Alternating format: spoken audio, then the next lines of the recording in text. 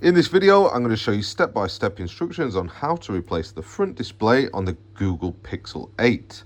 To start off, as always, we're going to put it on the heat mat. I've got it set to 85 degrees C.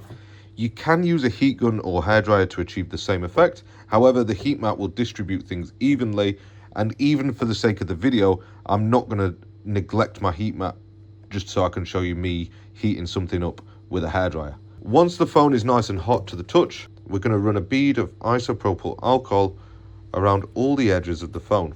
That's going to soak in to the gap between the screen and the chassis, and it's going to soften up the adhesive holding down the display. Once that's been applied, then we're going to take a single-sided razor blade or a Dorco blade. I prefer the Dorcos because they're a lot thinner, and then we're just going to pop it in between the gap between the bottom of the screen and the chassis, and then you can just pull it back like that, and you can see that this screen has started to lift quite easily. I'll hold it with my finger just there, then grab a guitar pick like this and begin running it around the edge of the display. I'm only inserting it a couple of millimeters, and I'm using my thumb as a guide to stop it going any deeper, but the screen should separate pretty easily once you've got it warm enough and you've added a bit of the alcohol.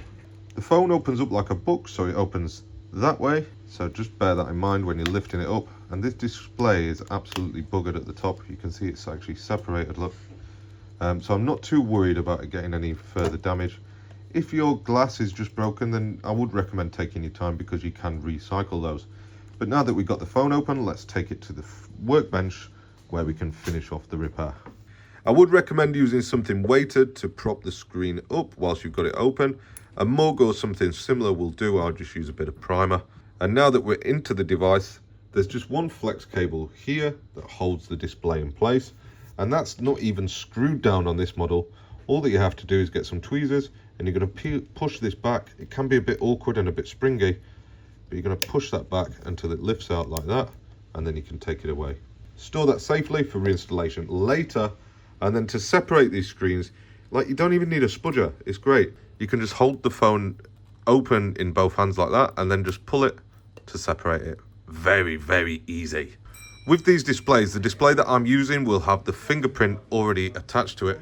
What you've got to remember is that some screens do not have this fingerprint reader already attached to them. I strongly recommend buying the genuine service packs from Google because they have them on and it's ready to be calibrated.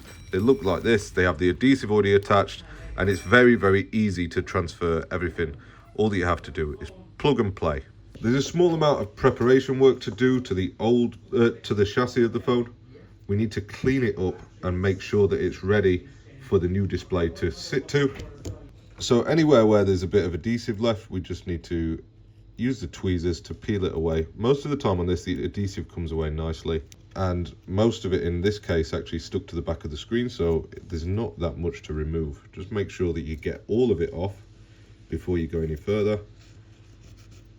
Don't worry about the dust that's sort of lingering on that chassis there. We'll get that with the brush in a minute, but we just want to make sure that all the loose adhesive is removed.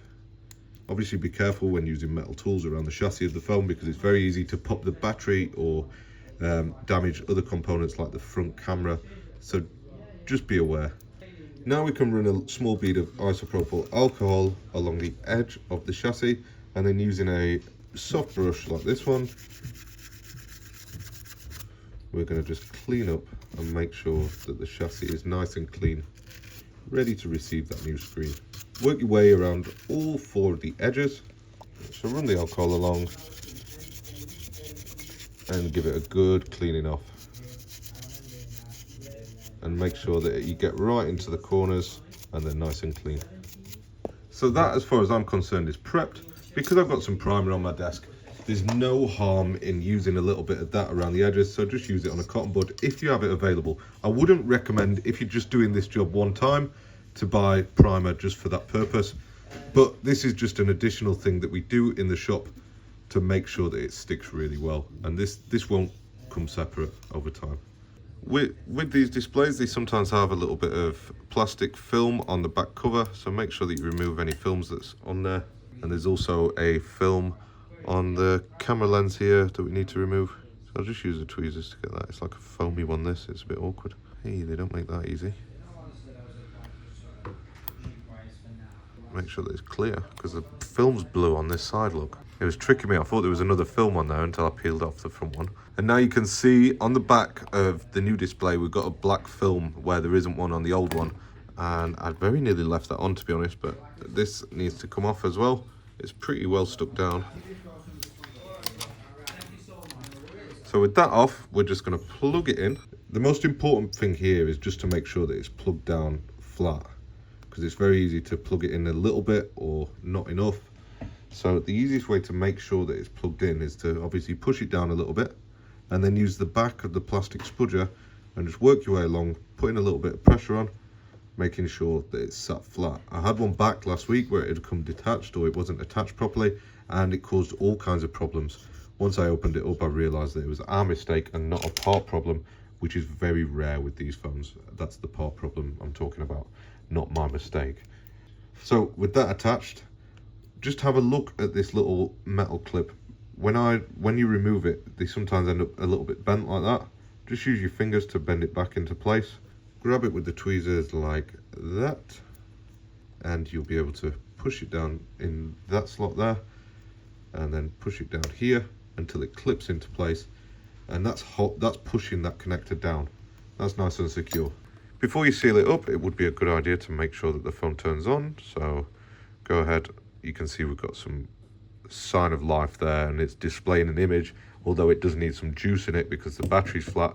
So we're just going to go ahead now and peel off the last bit of blue film for the adhesive seal, and I'll peel that off on this edge and top and bottom edge.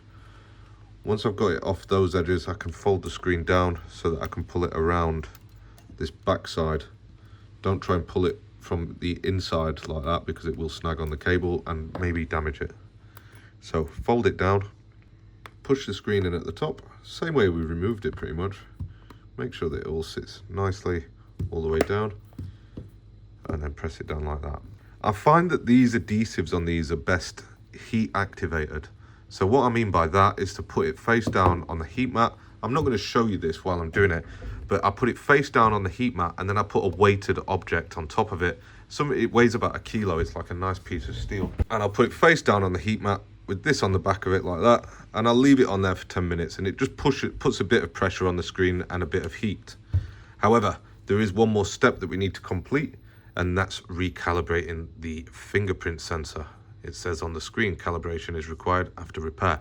Come back in 2 minutes once we've got some charge in this phone. We can remove the screen protector now that the display is installed. And first of all, we need to turn the phone off. I can never remember how to do that. So we're going to power the device down. You then need to plug it into a good quality USB-C cable. Good quality being very important, so make sure you do that.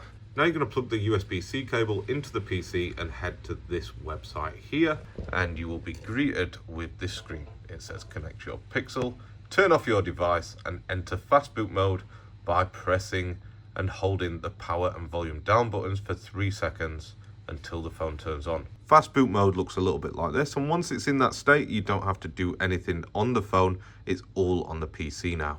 You're going to choose connect device. Then it's going to pop up like this. Pixel Repair wants to connect to the Pixel 8. So we're going to choose the device, choose connect, and then it's going to give us the option to install the software. It'll download the software, install it, and then restart the device. It'll say that installation has been successful, and the phone will turn back on now with a calibrated fingerprint sensor. With all that complete, that is job done. Thank you for watching, and see you in the next video.